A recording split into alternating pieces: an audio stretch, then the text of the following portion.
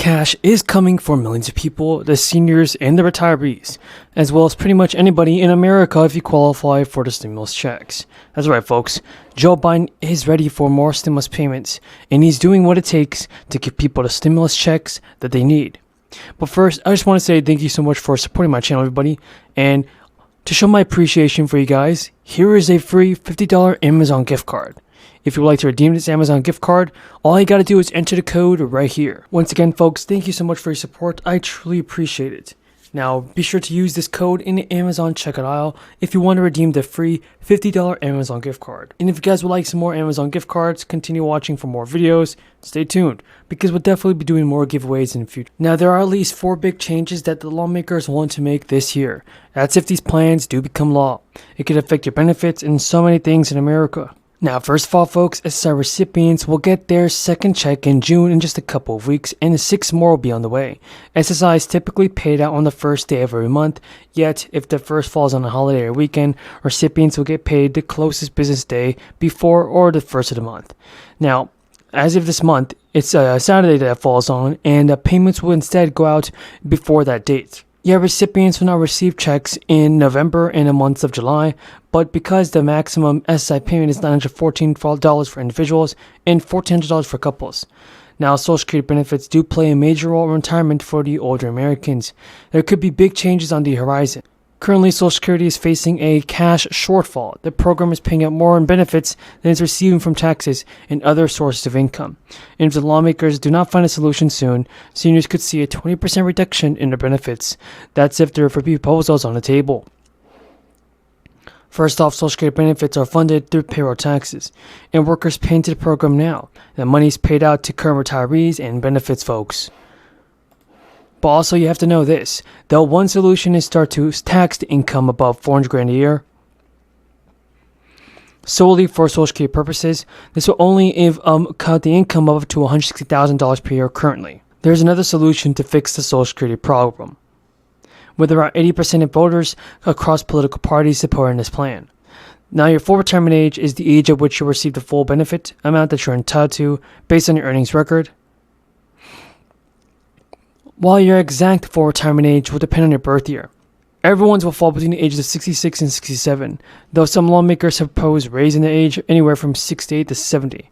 If the proposal were to take effect, older adults would have to wait longer to receive the full benefit amount. In turn, that would decrease the amount you receive off the average retiree benefits over time. It will reduce Social Security expenses, and with this proposal, you would still receive your Social Security amount. Another potential way to increase Social Security funding is to increase the payroll tax from 6 to 6.5. It would affect all tax-paying Americans, and it would help boost Social Security's funding so they can afford to pay for more in benefits and more for retirees. Of all the potential solutions, everybody, there's a lot to talk about, but one important thing you have to know is this. Of all the potential solutions, the least popular is only with 73% of people voting for this plan. It would have a relatively minor effect on Social Security's financial situation. It only eliminates 16% of the cash shortfall that Social Security is facing. And with that happening, a fourth potential solution to reduce Social Security benefits for the top 20% of earners. It's unclear how much the high earner benefits would be reduced, but they would still receive larger payments than lower earners, and the gap would just be smaller. Well, that clearly didn't happen. And now promises of a $15 minimum wage, well, they're at least for now going unfulfilled as well. As you mentioned, Senate parliamentarian Elizabeth McDonough ruling against raising the federal minimum wage to $15 an hour, arguing that increasing that wage as part of the $1.9 trillion coronavirus relief bill doesn't comply with budget rules. Now, in order to move forward with the wage increase, House Democrats would have to remove the language from the bill before it is passed on Friday or garner support for the bill in the Senate. As for the president, well, Jen Psaki said this, he's disappointed in this outcome. How about Nancy Pelosi, House Speaker? She said Democrats in the House are determined to pursue every possible path in the fight for 15. And in a statement posted via Twitter, Vermont Senator Bernie Sanders said that because of the archaic and undemocratic rules of the Senate, we are unable to move forward to end starvation wages in this country and raise the income of 32 million struggling Americans. But Lindsey Graham had a different take. He said this decision actually reinforced his record. I'm sure you're getting the same calls I'm getting. Look, there are millions of other Americans who do not or are not on Medicare, including 200,000 young people with type 1 diabetes and need this insulin to stay alive. Let's finish the job this time. Let's cap the cost of insulin for everybody at $35.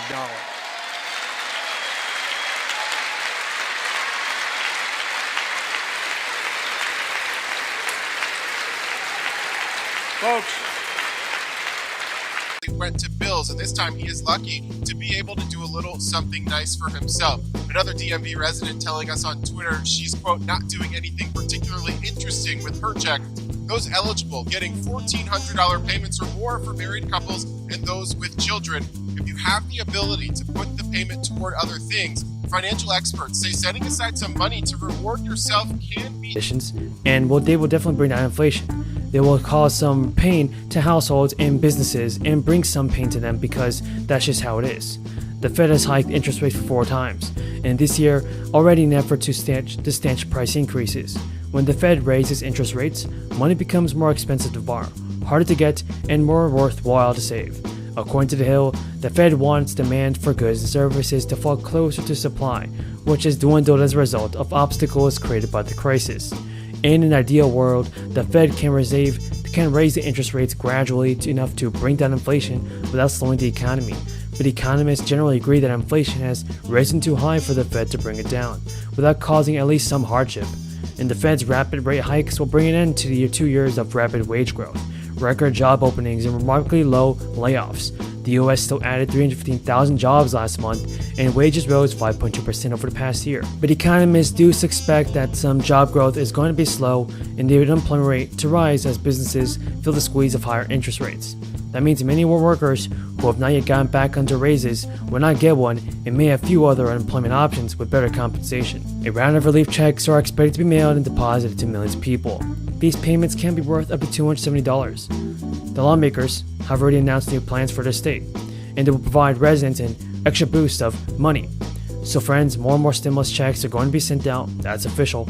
New York Governor Kathy Hochul and legislative leaders announced that a stimulus payment of about $270 will be sent to 1 million New Yorkers to combat inflation and improve the affordability.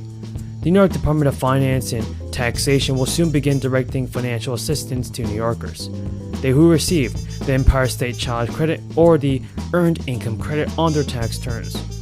New Yorkers can expect to receive the checks by the end of October. The Hochul said, with this relief package, we're making good on our commitment to helping hardworking people in New York through the nationwide affordability crisis.